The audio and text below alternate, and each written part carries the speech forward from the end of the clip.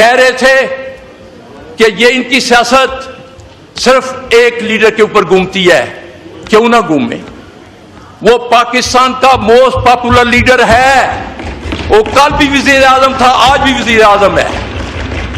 ان کو راتوں رات یہ بجائے کچھ کرنے کے, اس ملک کا سب سے بڑا مسئلہ کرپشن ہے, جو اس حکومت نے اس کو مزید بڑھا کر کہا کہ کرپشن کوئی مسئلہ نہیں, سب کرو.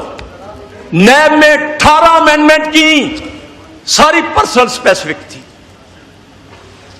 نیب کو بے تقیری اس کی کر دی ہے, اسمبلی کی بے تقیری کر دی ہے. میں ابھی یہاں میرے بھائی نے ناروال کا ذکر کیا. آپ کو پتا ہے اسپیکر صاحب, کرپشن کی ڈیفینیشن کیا ہے؟ یو این او نے جنیوا میں 2003 میں ایک ڈیفینیشن نکالی تھی جو عین اسلام کے مطابق ہے, misuse of power, abuse of power. یہ پلاننگ ڈیولپمنٹ منسٹر اپنے علاقے کے لیے 50 ارب کی روڈ بنا رہا ہے. میرے حلقے میں یونیورسٹی 2020 اور 21 میں عمران خان نے افتتاح کیا تھا, اس کا 60% کام ہے, اس کے فنڈ بند کر دیے ہیں. روڈ سمڑیال سے کھاریاں موٹر وے خان صاحب نے افتتاح کیا تھا, اس کے فنڈ بھی روک دیے گئے ہیں. یہ کیا, اس سے بڑا کیا بدماشی اور اسے کیا کرپشن ہو سکتی ہے؟ ان کو خوف خدا ہی نہیں ہے, انہوں نے مرنا نہیں ہے, اللہ کو جواب نہیں دینا. اس لیے میرے جا کے حلقے میں دیکھیں تاریں لٹک رہی ہیں, روز لوڈ شیڈنگ ہوتی ہے, کیونکہ میں اپوزیشن کا ہوں. یہ کون سی انصاف ہے؟ ادھر آ کر یکجہتی کی باتیں کرتے ہیں, انصاف کی باتیں کرتے ہیں اور اپوزیشن کو فنڈ بھی نہیں دیتے, اور پھر کہتے ہیں جی آئیں. یہ سب جھوٹ بولتے ہیں, اور کیونکہ ان کو پتہ ہے کہ ہم لوگوں کے ووٹوں سے نہیں آئے ہوئے, نہ لوگوں میں یہ جا سکتے ہیں. مجھے یہ اللہ کے نام لکھے ہوئے ہیں, شرم آنی چاہیے ان کو, جعلی حکومت کو, کہ یہاں کر جھوٹ بولتے ہیں, تعریفوں کے پل باندھتے ہیں. زراعت کے ساتھ انہوں نے وہی کیا جو جس کا نتیجہ زراعت برباد, کسان برباد, اور اس کا پاکستان میں نے اسی ہاؤس پہ کہا تھا جب پنجاب کے وزیر اعلیٰ اور وزیر اعظم مل کر باہر سے گندم منگوائی تھی, اور وہ گندم بھی کھانے کے قابل نہیں تھی. ہمارے ملک میں ریکارڈ گندم پیدا ہو رہی تھی. اس سے بڑی ملک دشمنی کیا ہو سکتی ہے؟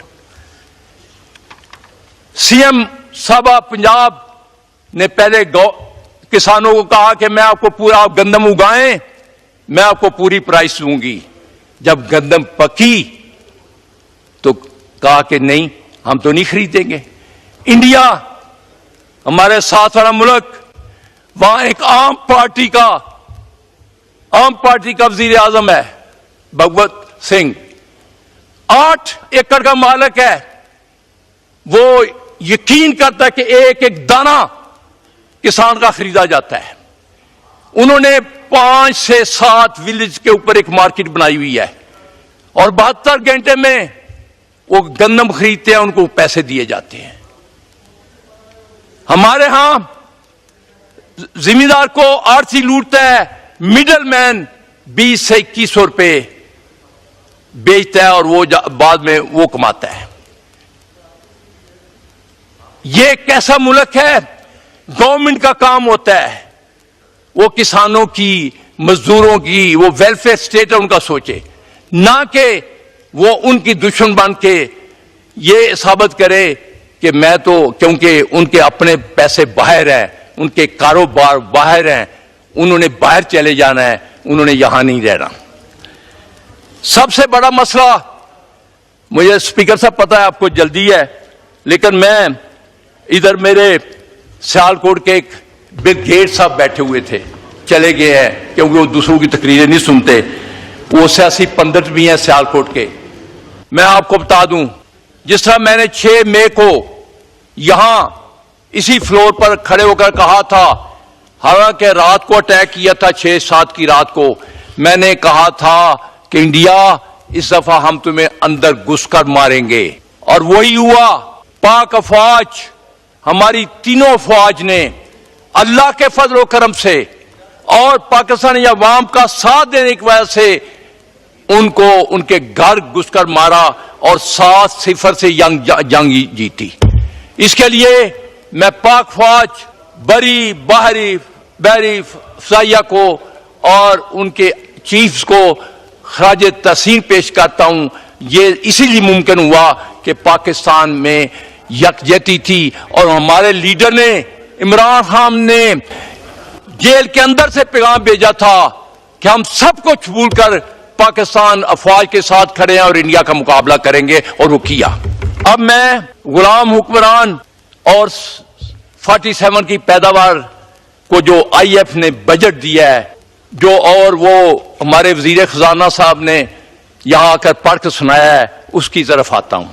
دراصل بجٹ 2025-26 جادوئی اعداد و شمار کا گورکھ دندہ ہے. عوام کے لیے کچھ نہیں ہے.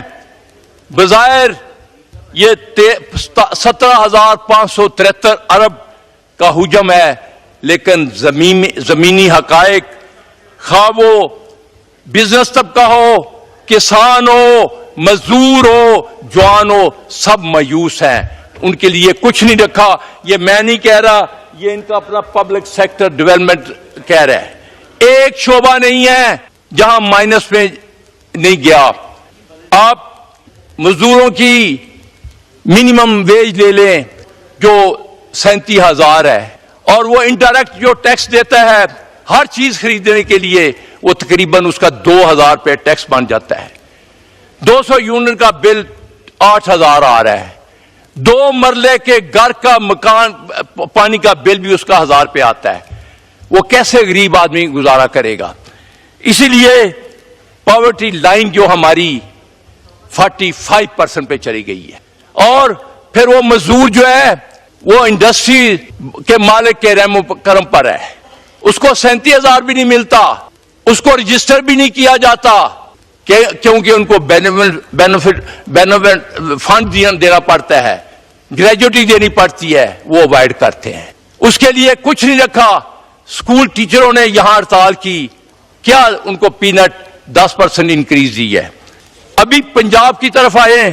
پنجاب حکومت پہلے بھی کسان دشمن تھی, اس دفعہ بھی اس نے اپنی کسان دشمنی کا ثبوت دیا ہے. 2200 ارب کسانوں کو ہوا ہے, خسارے میں گئے ہیں.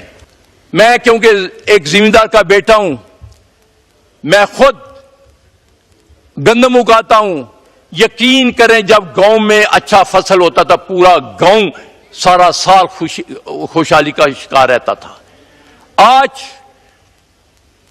پاکستان کی 75 سالہ 70 سالہ تاریخ میں اتنے برے حالات نہیں ہوئے کہ ہماری ایگریکلچر گروتھ جو ہے -13.47 گئی ہے. اس کے علاوہ کپاس جو ہم باہر بیچتے تھے آج وہ بھی 30% مائنس پہ ہے. اور ویتنام جیسا ملک, چھوٹا سا ملک سے ہمیں امپورٹ کرنی پڑ رہی ہے. گندم لے لیں 10% مائنس, مکئی لے لیں 15% مائنس, گنا, چاول, دالیں, کوئی چیز وہ بتائیں. یہ اسرائیل کی آخری چال ہے اس کے, کیونکہ اس کے بعد انڈیا کا جو اپنا اسرائیل کا نقشہ ہے دنیا میں وہ مٹ جائے گا. کیونکہ قرآن پاک جو اللہ تعالیٰ نے اپنے رسول کو ہدایت اور سچا دین دے کر بھیجا تھا تاکہ اسے سب دینوں پر غالب کرے, بے شک وہ مشرکوں کو پسند نہ ہو. یہ سورہ توبہ کی آیت ہے. انشاءاللہ اسرائیل ایران کو مت فلسطین سمجھے, ان پہ ہماری طرح جذبہ ایمانی کوٹ کوٹ کر بڑا ہوا ہے, اور اس کی انہوں نے ریٹیلیشن کی ہے اور ان کا جہاز بھی گرایا ہے. میں ان کے لیے, ہم ان کے ساتھ کھڑے ہیں. اور علامہ اقبال جس کو وہ اپنا شاعر سمجھتے ہیں, اسی کا شعر ان کی نظر کرتا ہوں. آئینے جواں مردہ حق کے گویو بے باکی, اللہ کے شعروں کو آتی نہیں ربائی. ہماری دعائیں ہماری ان کے ساتھ ہیں, مسلم امہ ان کے ساتھ کھڑی ہے. انشاءاللہ وہ فتح یاب ہوں گے. یہ دنیا کا سب سے بڑا دہشت گرد اور بدماش ہے. ایران پر جہاریت کی پرزور مذمت کرتا ہوں. پاکستانی حکمرانوں اور مسلم امہ کو التجا کرتا ہوں کہ وہ صحیح معنوں میں اکٹھے ہو کر اسرائیل، امریکہ اور بھارت کے عزائم کو نیست و نابود کریں.